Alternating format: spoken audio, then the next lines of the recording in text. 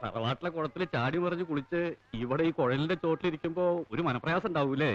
ഏയ്, ഇതൊക്കെ ഒരു അനുഭവല്ലേ? അനുഭവമൊക്കെ തന്നെയാ. എന്നാലും ഇന്ന് മാരിമുത്തുവിന്റെ കൈകൊണ്ട് കിട്ടിയപ്പോൾ അനുഭവം ഇനി വേണ്ട. 30 വർഷമായിട്ട് പെരിയ കൗണ്ടർ അറിയുന്നുണ്ട് പറയാ. തിരിച്ച് നാട്ടിൽ ചെല്ലുമ്പോ എണ്ണ തേച്ച് കുളിക്കാൻ തല കാണില്ല. അറിഞ്ഞും കണ്ടൊക്കെ നിന്നാ കുടിച്ച അമ്മിന്റെ പാല് വയറ്റി കിടക്കും.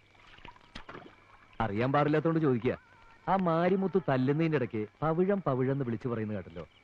കൗണ്ടർക്ക് എന്താ രത്നത്തിന്റെ ബിസിനസ്സാ? അല്ല, ഈ പവിഴം മരതകം മാണിക്കുന്നൊക്കെ പറയുന്ന രത്നങ്ങളല്ലേ? നേരാ, കൗണ്ടറയിൽ രത്നമുണ്ട്. രത്നം എന്ന് പറഞ്ഞാൽ തനി പവിഴം, നല്ല ഒറിജിനൽ. പലരും മനസ്സിൽ വില പറഞ്ഞ് മോഹിച്ചു നോക്കിയതാടോ, ഒത്തില്ല. പാരമ്പര്യമായിട്ട് കൈമാറി കൈമാറി കിട്ടിയതാ? ഏയ്, കൗണ്ടർ ഒറ്റയ്ക്ക് കുഴിച്ചെടുത്തതാ.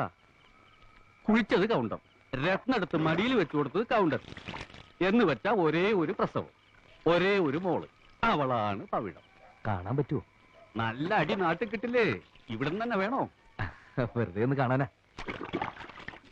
എന്നാ അടുത്ത വെള്ളിയാഴ്ച കൗണ്ടറുടെ വീട്ടിലൊരു ആഘോഷമുണ്ട്. അയാളുടെ ജന്മദിനം. എന്റെ തകിൽവായന കേൾക്കുകയും ചെയ്യാം, നിനക്ക് അവളെ കാണുകയും ചെയ്യാം. എന്താ?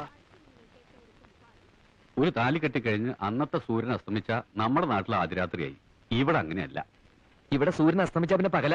അത് ഇവരുടെ കൂട്ടത്തിലൊരു ചടങ്ങാണെന്നേ. ഇവിടെ ആദ്യ രാത്രിക്ക് ഒരു മുഹൂർത്തമുണ്ട്, അതാണ് ശാന്തി മുഹൂർത്തം. അതെപ്പോഴാ?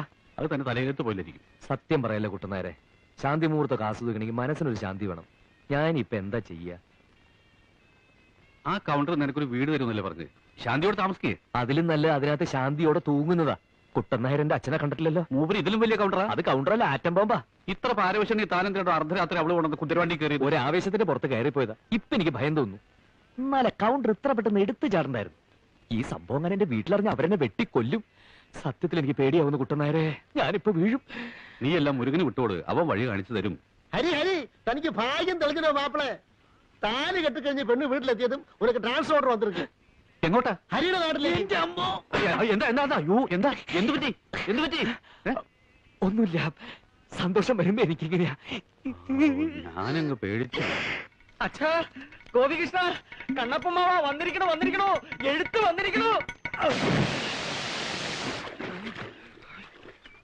കലക്കാതെ കാര്യം പറ. ഞാൻ അങ്ങോട്ട് വന്നോട്ടെ. ഹരീഷ്ണൻ വരുന്നുണ്ട്. അവൻ ഇങ്ങോട്ട് മാറ്റം കിട്ടിയത്രേ. അതേതായാലും നന്നായി. അല്ലെങ്കിലും അവന് നമ്മളെ പിരിഞ്ഞിരിക്കാൻ പ്രയാസം. ചബി, അമ്മയുടെ അസുഖം എങ്ങനെയുണ്ട്? മറുപടി വൈകിയത് എനിക്ക് അസുഖവും ഒക്കെ ആയിരുന്നു. എപ്പോഴാ കണ്ണപ്പ അവൻ വരുന്നത്? അത് തന്നെയാ ഞാനും തപ്പുന്നത്. അവനിൽ എഴുതിയ തീയതി കുളത്തിൽ വീണ് പോയെന്നാ തോന്നുന്ന മച്ചമ്പി. അയ്യോ, നിന്നോട് ആര് പറഞ്ഞത് നനയ്ക്കാൻ? അവൻ മരുന്നു അറിഞ്ഞപ്പം, അല്ല, ആ വീട്ടുവേലയ്ക്ക് അമ്മയെ സഹായിക്കാൻ ഒരാളെ കൊണ്ടുവരുന്നു അറിഞ്ഞപ്പോ ഉണ്ടായ ആവേശത്തിൽ ഞാൻ ചാടിപ്പോയതാണ് അച്ഛാ. വന്നതൊന്നും പോരാഞ്ഞിട്ട് ഇനിയിപ്പൊ അവൻ ആരെയാണോ ഇങ്ങോട്ട് കെട്ടിയെടുക്കുന്നത്? ആണോ പെണ്ണോ? അതേ ഉള്ളൂ ഇപ്പൊ ഒരു മാർഗം. അവിടെ അമ്മയ്ക്ക് അകത്തൊരാളെ ആവശ്യമാണ്. ഈ പവിഴത്തെ ആ വേഷത്തിൽ നിന്ന് കൊണ്ടുപോകും.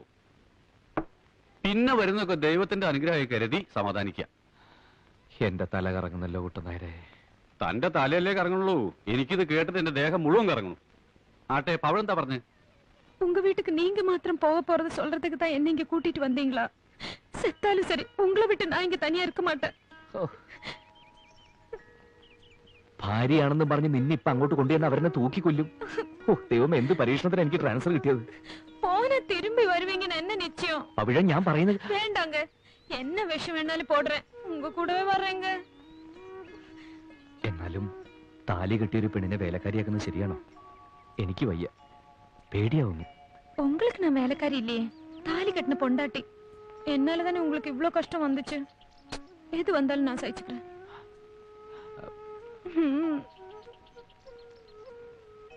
എനിക്ക് അച്ഛനെ പേടിയാ, ഏട്ടന്മാരെയും പേടിയാ, അമ്മാവനെയും പേടിയാ. തെറ്റി അവരെല്ലാ ബന്ധവും മറക്കും. നേരായ വഴിക്കാണെങ്കിലോ പൊന്നു പോലത്തെ സ്നേഹവും. ഓ, നിന്റെ അച്ഛനെങ്ങാനും അറിഞ്ഞ ആലോചിക്കുമ്പോ വീണ്ടും തലയുറ്റുക. അപ്പോ നീ തയ്യാറാണ്? ഒരു ശാന്തി മുഹൂർത്തവും കുറിച്ചു വാങ്ങി നമ്മൾ സ്ഥലം വിടുന്നു. നീ ധൈര്യമായിട്ട് പോ, വല്ല കുഴപ്പം വന്നാൽ ഓടിയാ മതി. ശവത്തെ കുത്തരുത്. അതല്ലേ ഞാൻ പറഞ്ഞു. மழற தனியா போறோம்னு பயப்படுறியா? நாங்கெல்லாம் அடிக்கடி உன்னை வந்து பாத்துக்கிறோம். குட்டன் நாயரா, நானும் மாப்பிள்ள கூட போலான்னு இருக்கிறேன்.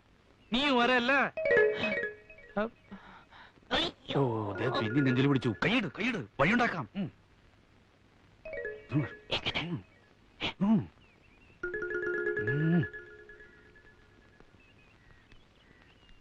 நாயர, நான் என் பொண்ண ரொம்ப செல்லமா வளர்த்துட்டேயா. മാപ്പിള വീട്ടില് അവളെ കൺകലങ്ങാമ പാത്തുക്കുവാങ്ങല്ല. അവിടുത്തെ ജീവിതം അവൾക്കൊരു അനുഭവമായിരിക്കും. ரொம்ப தங்கமான இடம் தானே, கவலையே வேண்டாம். அம்மாடி மாப்பிள்ள கூப்பிடுறாரு, என்னன்னு போய் கேளு. போ.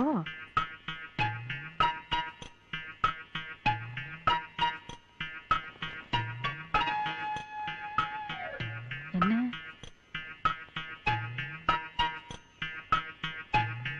அப்படியா? என்னங்க மாப்பிள்ள அவங்க அப்பா அம்மாவோட கலந்து பேசி சம்பந்தி மரியாதையோட நம்மள அழைச்சிட்டு போகணும்னு நினைக்கிறாரு. அடேடே, அப்படியா? அதுவும் சரிதான். அப்படி போறதுதான் நம்ம கௌரவத்துக்கு மரியாதை. കുട്ടനായര, നീ പോയിട്ട് വന്ന് വിഷയത്തെ சொல்லு. എന്റെ ഗുരുവായൂരപ്പാ. അതേ ആര്? എന്റെ അച്ഛൻ. വാ. സമ്മതിക്കില്ല, ഇത് ഞാൻ സമ്മതിക്കില്ല. അച്ചപ്പി ഞാനോട് തല്ലാൻ ഇതിലും നല്ല നമ്മൾ ആത്മഹത്യ ചെയ്തതാ. അച്ഛൻ മാറി നിൽക്ക്, ഇവരുടെ കാര്യം ഞാൻ ഏറ്റു. അതുങ്ങളെ തല്ലിയ ചത്തുപോന്ന് പറയടാ. ചത്താക്കാരി അവര് നോക്കിക്കൊള്ളു, അമ്മയിൽ ഇടപെടണ്ട. പഠിക്കണം പറയാം.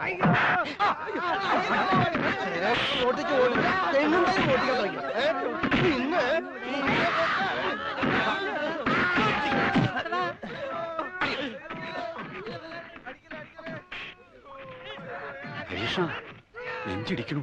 പേടിക്കണ്ട, ഒന്നും സംഭവിക്കില്ല.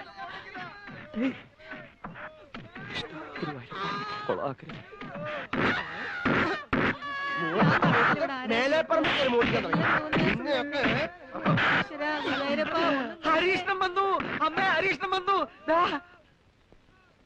മോനെ, എന്തായിരുന്നു ഇവിടെ ബഹളം? ഞാനാകെ പേടിച്ചുപോയി.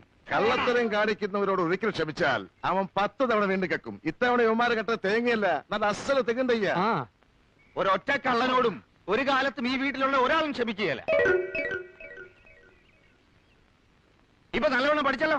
ഓടാ. നീ വരുന്ന വഴിയാണോടാ? അതെ, അമ്മയ്ക്ക് സഹായത്തിന് ഒരു പെൺകുട്ടിയെ കൊണ്ടുവരുന്ന കാര്യം ഞാൻ എഴുതിയിരുന്നില്ലേ? അവളും അച്ഛനും എന്റെ ഒപ്പം വന്നിട്ടുണ്ട്. എന്നിട്ട് എവിടെ?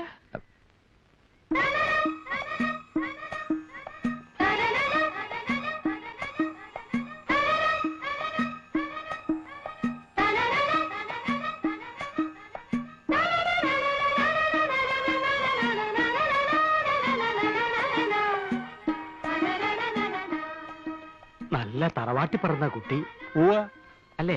എനിക്ക് തോന്നുന്നില്ല. ലക്ഷണം കൊണ്ട് നല്ലതാ മച്ചമ്പി. ഇവൻ അന്യനാട്ടിൽ താമസിച്ചു വന്നതല്ലേ. ഐശ്വര്യം പോയിട്ടില്ല, കൂടിയിട്ടേ ഉള്ളൂ. നിന്റെ പേരെന്താ പെണ്ണേ? പവിഴം. നീ എന്ത് ജാതിയാ? അല്ല, മലയാളത്തിൽ പറഞ്ഞാൽ അവൾക്ക് പെട്ടെന്ന് മനസ്സിലാവില്ല. പഠിച്ചു വരുന്നല്ലേ ഉള്ളൂ. അല്ല, പഠിക്കാനുള്ള തയ്യാറെടുപ്പ്. ഞാൻ കണ്ണപ്പൻ, ഹരികൃഷ്ണന്റെ അമ്മാവനാണ്. അവൻ ജയകൃഷ്ണൻ, ഇവൻ ഗോപികൃഷ്ണൻ. ഞാനിവിടുത്തെ കാര്യസ്ഥൻ. ഹരിയുടെ അച്ഛനമ്മയൊക്കെ മനസ്സിലായല്ലോ. ആരായാലും എന്താ, അവർക്ക് ഇവരെയൊക്കെ ഒന്ന് പരിചയപ്പെടുത്തി കൊടുത്തോടാ കൊശവാദിനൊക്കെ. കുട്ടിയുടെ അച്ഛനാണല്ലേ? എന്താ പേര്? എൻ പേര് ദുരൈസ്വാമി. എനിക്ക് കൊഞ്ചം മലയാളം അറിയും. ഓ, എടാ ഗോപി, ഈ കർപ്പൂരം ഒന്ന് കത്തിച്ചേടാ. പല സ്ഥലത്തും പോയി പലതും സംഭവിച്ചിട്ടല്ലേ എന്റെ മോൻ വന്നിരിക്കുന്നത്. സകല ദൃഷ്ടിദോഷങ്ങളും എന്റെ മോനീന്ന് പോട്ടെ.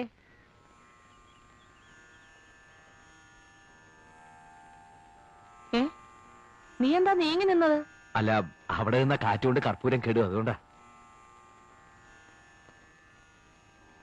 കുട്ടിയെ അകത്തേക്ക് പൊയ്ക്കോളൂ.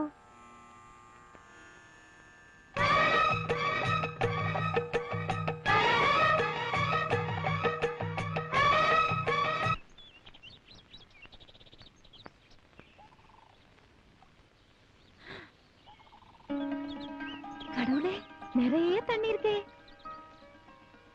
இங்க ஒரு மாசம் எத்தனை திருடர்களை பிடிக்கும்? എന്താ? இல்ல, இந்த திருடர்களுടെ എണ്ണം கிடைச்சா தேங்காயோட எண்ணம் கிடைக்குமே. ஹரி சொல்லி இருக்கு எல்லா அப்பாவோட ஐஸ்வர்யம் தான்னு. ஹரி மேலே நம்பிக்கை உள்ளதால தான் அவளை இந்த குடும்பத்துக்கு அனுப்பி வச்சது. நீங்க பெரிய மனுஷன், എല്ലാം പാത്തുക്കണം. അവർ ரொம்ப പാവം. ഏറ്റു. എന്താ പേര് പറഞ്ഞത്? പവിഴം. അതല്ല, നിന്റെ പേര്? എന്റെ പേര് ദുരൈസ്വാമി. എന്ത് സ്വാമി ആയാലും അവിടെ കാര്യം ഞാൻ ഗവനിച്ചോളാം. ദാ പോരെ? മതി. ഹരി ശമ്പളത്തെ പറ്റി വല്ലതും സംസാരിച്ചോ? അതെല്ലാം അപ്പാവും അമ്മാവും അണ്ണനും താനേ പേശണം. സകല ചെലവും കഴിഞ്ഞ് 100 റുപ്യ തരും. ഇതാ മതിയോ? ഞാൻ എന്നാ ചൊല്ലരുത്, ഇപ്പൊ സാധനങ്ങളുടെ വിലയെല്ലാം തെരിയൂല്ലേ? അറിയില്ല. അറിയാനായി ഞാനൊന്നും വാങ്ങാറില്ല. ഒക്കെ ഇവിടെ കൃഷിയാ.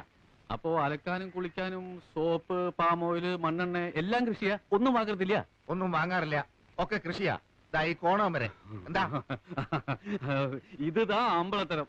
എനിക്ക് സന്തോഷാச்சு. എന്താ പ്രശ്നം கிடையாது. അപ്പൊ ഞാൻ പുറപ്പെട്ടുമാ? പുറപ്പെടാൻ വരട്ടെ. അതിനു മുമ്പ് ഇത്തിരി ഊണ് കഴിക്കുക. ഒരു ഉഷാറ് വരും.